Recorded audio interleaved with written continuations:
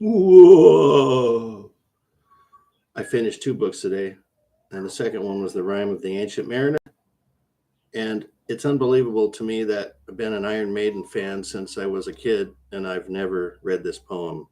Now, when you hear the word poem, you might get scared because a lot of dudes don't like poetry, and I don't really prefer poetry a lot of the time, unless it's like, Homer and not Homer Simpson, but Homer that did the Iliad and the Odyssey. Those are quite great.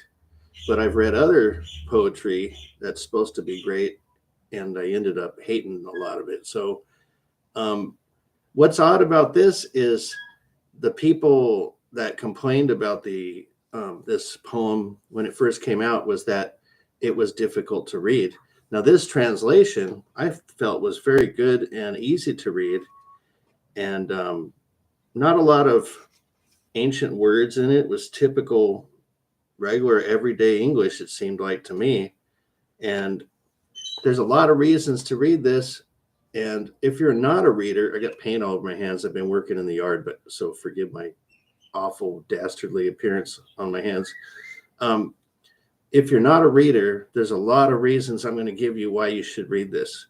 If you're a rock fan, you follow my channel, you know I'm into rock and play a lot of rock. So you probably listen to Iron Maiden, and Rime of the Ancient Mariner is their second longest song, and for most of their career was their longest song.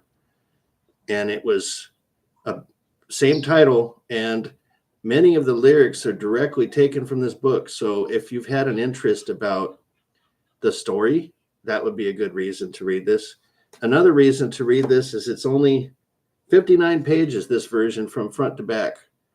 And embedded in this are many very good pieces of artwork. They're all black and white, but they're outstanding.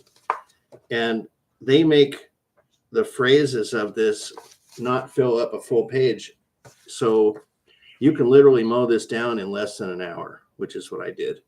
It's a quick read, but it's any fans of ghost stories, it's outstanding and spooky.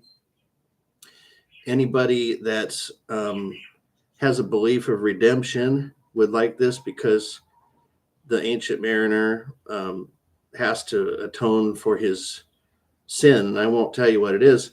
There is a couple of phrases in modern English that people use all the time that you're going to recognize from this. And I won't tell you directly what happens, but one of the phrases involves an albatross. So my buddy, Raul, who did an album called Rulian, and I played on the debut record with him. The album was called Is This a Guitar or My Albatross? And I'd always heard the phrase regarding the albatross, and I'm not going to repeat the phrase because it might mess it up for you a little bit, but I didn't really make the connection about, I understood what he meant. It's like, does he love his instrument, or is it kind of a burden, I guess? And this explains why somebody would refer to an albatross as a burden, because it's embedded in the storyline as the main event that causes other main events to happen. So if you like ghost stories, you want a short read, you want to find out about the Iron Maiden song in the background a little bit deeper, a lot of good reasons to read it. Redemption. And the artwork is outstanding. Like I said, if you want to see some really great artwork, and this is by, let's see, who's the artist? Gustave Doré. And I'm not sure his history. I'm kind of interested in that now, looking about what he did. I don't know if he did some, other than this book, any really famous examples of artwork, but these pictures are outstanding. So you could thumb through this really quickly. It's a conversation starter. It's very spooky. Has a good theme at the end, and it makes you think about every little thing that you do in life and how you should be perhaps careful about things that you do. But all in all, it's a great piece of literature. I wouldn't think that many people get through this and go, I didn't enjoy it for some reason.